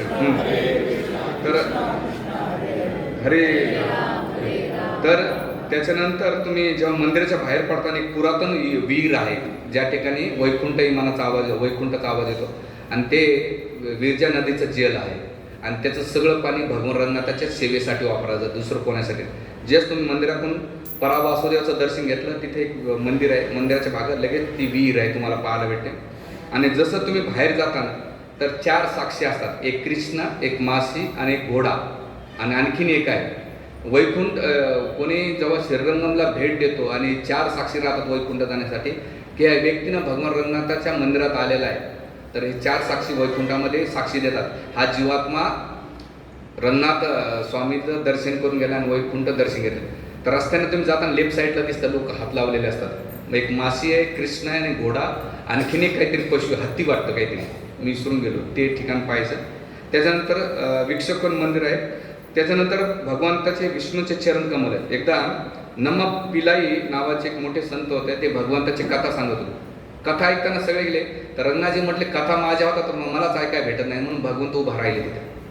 आणि कथा संपल्यानंतर सगळे भक्त निघून गेले, पण भगवंताला उठवत नाही. आणि नम्मा पिलाई म्हटले की कलियुगामध्ये जे कोणी कथा ऐकते ज्यांना दर्शन होत नाही, तर बाहेर जाताना एक असं गोल तुम्हाला सोन्याचं दिसेल पात्र, एक दगडाचं पण दिसेल आणि एक सोन्याचं, तर तिथं भगवंत उभा राहिले नम्मा पिलाईचं कथा ऐकण्यासाठी. ते पण तुम्हाला दर्शन घ्यायचं, ते पण आहे. त्याच्यानंतर अर्जुन मंडप आहे. त्याच्यानंतर तिलिकी मंडप, ज्या ठिकाणी भगवंत झाले पोपट राहतात. त्यानंतर तिरुपती बालाजी हे जे मंदिर आहे, पिलाई तिरुमल अय्यंगार नावाचे वैष्णव होते, ते भगवान बालाजीची कथा करायचे रंगनाथ स्वामींच्या मंदिरात. तर त्यावर बालाजीला वाटलं की मला रंगनाथ स्वामींचं दर्शन घ्यायचं, म्हणून ते आले, निघून गेले. त्यांच्या प्रेमापोटी तिथे बालाजीची मोठी मूर्ती लावलेली, ते पण सुंदर पाहण्याचं. असं म्हटलं जे बालाजीचं दर्शन नाही करू शकले तर त्या काय पिलाई पेरुमल अय्यंगार यांची जी मूर्ती लावली त्याचं दर्शन घेतलं तर बालाजीचं दर्शन घ्यायचं फळ भेटते, हे दिले. त्याच्यानंतर तिसरं जो यमराज आणि चित्रगुप्त आहे, तिथे यमराजाने एकदा दुरात्म्याला घेऊन जात होते पण तो रंगनाथ स्वामी रंगनाथ म्हटला आणि रंगनाथ मंदिराचं दर्शन घेतल्यानंतर यमराजाने काय केलं, सोडून दिलं आणि चित्रगुप्ताने त्याचे पाप सगळे नष्ट करून टाकले. नुसतं मंदिरामध्ये प्रवेश केला, तुम्ही मास्तक ठेवलं तर तुमचे सगळे पाप नष्ट होतात आणि यमराजाचा अधिकार तुमच्यावर राहत नाही, असं तिथे ती पाहिलेली. त्याचं तर विरजा नदी आहे जी बाहेर गेल्यानंतर त्याच्यानं वैकुंठ विमान आहे, आपलं वैकुंठद्वार आहे. मागच्या साईडला जेव्हा तुम्ही जाताना आपण दर्शन घेऊन सुदर्शनाचं दर्शन घेतल्यानंतर वैकुंठद्वार आहे, ते वैकुंठ एकादशीच्या दिवशी उघडतं, म्हणजे उद्या आणि एक दिवसाचं असतंय. आतमध्ये कोणी दर्शन जरी घेतलं त्या वैकुंठद्वाराचं, असं म्हटलं की वैकुंठाचे द्वार त्याला उघडले जातात आणि त्याला पुन्हा जन्ममृत्यूचे कष्ट भोगावं लागत नाही, त्याचा इथं फोटो आहे. त्याच्यानंतर पुढे 4 लोक परिक्रमा, कृष्ण जे नृत्य करताना, दुसरं हनुमानजी, तिसरं घोडा आणि चौथं नेत्र नसलेली मासी. हे 4 गोष्टी तुम्हाला साक्ष देतात म्हणजे दर्शन घेताना. पुढे अन्नपूर्ण देवीचं मंदिर आहे, तिथे गेल्यानंतर अन्नपूर्ण देवीचं दर्शन घेतल्या तर तुमच्या जीवनात अन्नधान्याची कमी पडत नाही, ते पण मंदिर आहे. त्याच्यानंतर मागे जेव्हा जातात तर तो भगवंत धन्वंतरीच आहे. जेव्हा रंगनाथ स्वामी आजारी पडतात तर पुजारी धन्वंतरीच्या मंदिरात येतात आणि म्हणतात की भगवंत आजारी पडले, काहीतरी औषध द्या. मग भगवंत धन्वंतरी काय करतात, आपल्याच भगवंतासाठी औषध बनवतात मागच्या साईडला वैकुंठ द्वाराच्या पुढे. आणि ते आज बी औषध तुम्ही जाता तर तिथे त्या पुजाऱ्याला लक्ष्मी गूळ असतं, अद्रक असतं आणि कापूर असं काहीतरी सुंदर. मागच्या वेळेस माझे पुजारी ओळखीचे होते, त्यांनी मला दिलं होतं ते, आणि आज मला ते जमलं नाही यांच्याकडे जायला. यथोत्कारी भगवंत त्यांचे जे पुजारी ते सुरेशा पुजारी ते देत असतात. तर ते धन्वंतरी मंदिरामध्ये ते भगवंताचे वैद्य आहेत. कोण? धन्वंतरी भगवंत. त्याच्यानंतर गरुड स्तंभ आहे. गरुडामध्ये 36 मीटर कपडं लागतं आणि 30 फूट उंच आहे ती गरुडाची मूर्ती. आतमध्ये प्रवेश केल्यानंतर ते दिसेल. त्यांना नम्मा पेरुमल हे गरुडाच्या पुढेच एक आहे. भगवंताचे 12 अलवारापैकी एक अलवार आहे. त्यांचा जो अवतार आहे ते भगवंताचं आयुध आहे. त्याच्यानंतर पुढे गेल्या चंद्र पुष्करणी नदी आहे, ज्या ठिकाणी भगवंतच्या पूजेसाठी पाणी आणि भगवंत आपली जी लक्ष्मी नाच्या रंगनायकी ते सोबत लीला करत असतात. ते एकदा श्रीपाद रामाचार्य प्रसाद खाऊन नाही की त्यांनी हात धुतले कुठं, त्या चंद्र पुष्करणीमध्ये. तर त्या माशाने जसं तो महाप्रसाद घातल्यानंतर वैकुंठ विमानाची प्राप्ती झाली. त्यावेळी शिष्याने विचारलं की गुरुदेव, रोज आम्ही महाप्रसाद उशिष्ट खातो, आम्हाला वैकुंठाची प्राप्ती नाही झाली, माशांना का? तर रामाचार्य म्हटले, तुम्हाला महाप्रसादाच्या प्रति श्राद्धा नव्हते, महाप्रसादाच्या आयटमच्या प्रति श्राद्धा होते. काय होती? आयटम किती भारी आहेत त्याच्याकडे. आणि ह्या माशांना काही नव्हतं, एकच होतं की तुमच्यासारख्या आचार्याचं भेट म्हणून वैकुंठ.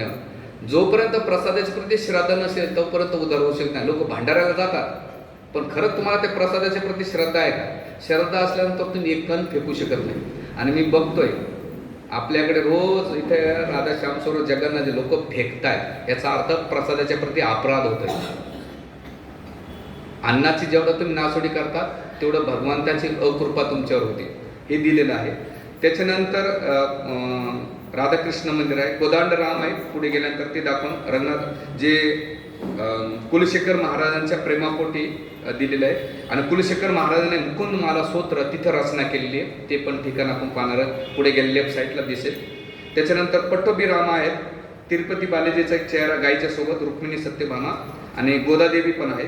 त्याच्यानंतर गायत्री मंडप आहे. या गायत्री मंडपामध्ये हरिनाम जप केल्याचं फळ 1 लाख जप केल्याचं फळ समान आहे गायत्री मंडपामध्ये. म्हणजे तुम्ही 1 महामंत्राचे जप करता तर 1 लाख जप केल्याचं फळ प्राप्त होतं गायत्री मंडपामध्ये. तिथं महत्त्व म्हणून तिथं मोठमोठे श्री वैष्णवांचे आचार्य GR स्वामी तिथे ते जप करीत राहतात. म्हणून गायत्री मंडपामध्ये आपण 1 माळा जप केली पाहिजे, ते पण महत्त्व दिलेलं आहे. त्याच्यानंतर पुढे नरसिंहदेवाचं मंदिर आहे. तर कंबस्वामीने कंब रामायणावर टीका लिहिली होती आणि त्याच्यामध्ये एक श्लोक लिहिला नरसिंहदेवाच्या प्रसन्नासाठी. तर जे श्री वैष्णव आणि ब्राह्मण होते ते कंबस्वामींच्या रामायणाला मानत नव्हते आणि म्हणले हे रामायण महर्षी वाल्मिक पैसे वेगळे आणि तू काही लिहितोस, तिरस्कार करीत होते. त्यावेळेस कंबस्वामी म्हटले की हे रामायण ऑथेंटिक तुम्हाला वाटत नसेल तर नरसिंहदेवाला विचार, आणि नरसिंहदेवाची ती पूजा करणार. तर नरसिंहदेवाने इशारा केला की हे रामायण प्रामाणिक आहे कंबस्वामीचं आणि तुम्ही या सगळ्यांना स्वीकार करा.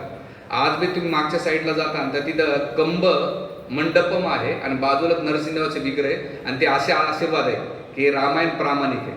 आचार्य म्हणतात जो नरसिंहदेवाला जातो दर्शन घेतो आश्वासन देतात गॅरंटी काळजी करू नका मी माझा आशीर्वाद तुमच्या सोबत आहे. तर त्यासाठी तो कंब मंडपम पण आपण ते पाहणार आहोत.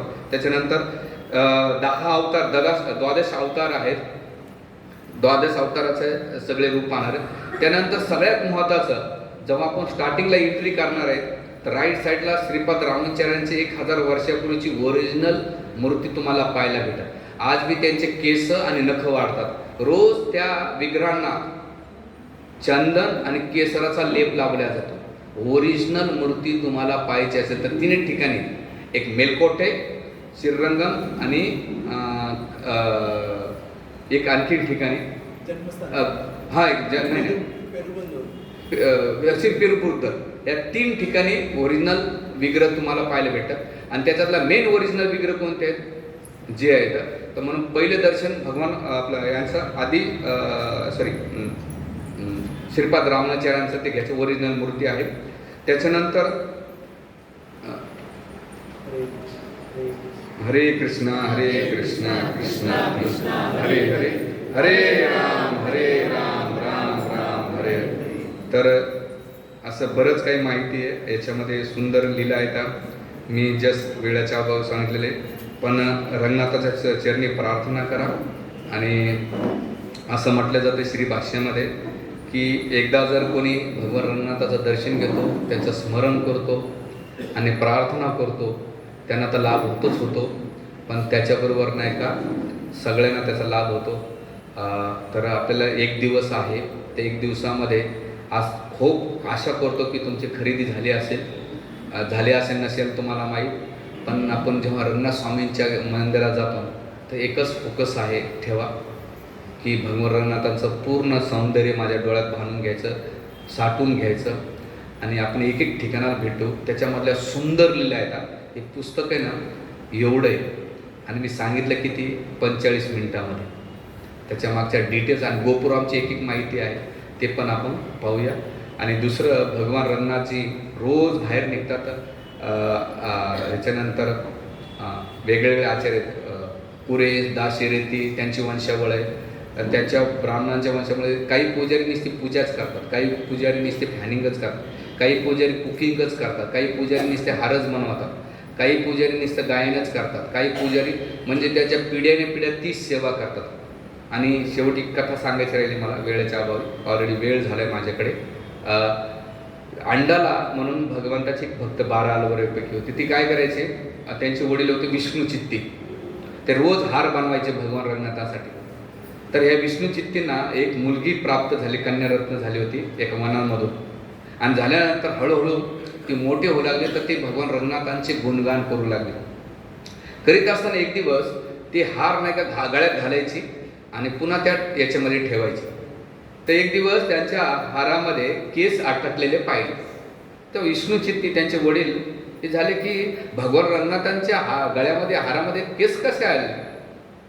असं 1 दिवस झाले, 2 दिवस झाले, 3 दिवस झाले, चिडून गेले ते. चिडून गेल्यानंतर म्हणले हार चालत नाही. आणि मग एक दिवस पाहिलं की अरे हार आहेत ना दुसरं कोणी घालत नाही, माझी कन्या घालतात. एवढे चिडून गेले आणि ते झापतायत कोणाला अंडाला, गोदादेवीला. आणि गोदादेवी अंडाला नाही का रडती. गेल्यानंतर भगवान रंगनाथजी स्वप्नात येतात विष्णू चित्तींच्या. म्हणतात की रोज मला हार करायचा असं ना जो अंडाला ना गोदादेवीनं हार घातलेला तो हार जर मला घातला तर मला जास्त प्रसन्न होतं. आणि हो तोपर्यंत. आणि आज बी ती परंपरा पहिलं गोदादेवीला म्हणजे अंडाला पहिले हार घातला जातो, नंतर भगवान रंगनाथाला हार घातला जातो. तर तुम्ही जेव्हा वरती गोपुरम पाहायला जाता त्याच्या लेफ्ट साईडलाच अंडालाचं मंदिर आहे, गोदादेवीचं मंदिर आहे. ते पण मंदिर आपण पाहूया. अशा सुंदर लीला आहेत का. किली मंडप आहे. वास्तू स्थापत्याचा अद्भुत नमुना आहे. आणि म्हणजे मंदिर तर सुंदर आहे, त्याच्या लीला पण सुंदर आहेत आणि भगवंत सुंदर आहे. अशा रंगनाथ स्वामीचं आपण दर्शन घेऊया आणि आपलं जीवन सफल करूया. हरे कृष्णा कृष्णा कृष्णा हरे हरे, हरे राम राम राम हरे. श्री रंगनाथ स्वामी भगवान की, कायारा लक्ष्मी देवी की, श्रीपाद रामोचार्य मुनी की, भगवान वरदराज भगवान की, लक्ष्मी देवी की, कांचीपुर धाम की, रंगनाथ धाम की, जगद्गुरु शिल प्रभुपाद की जय. गौर प्रेमानंदे हरे. Thank you very much. हरे कृष्णा.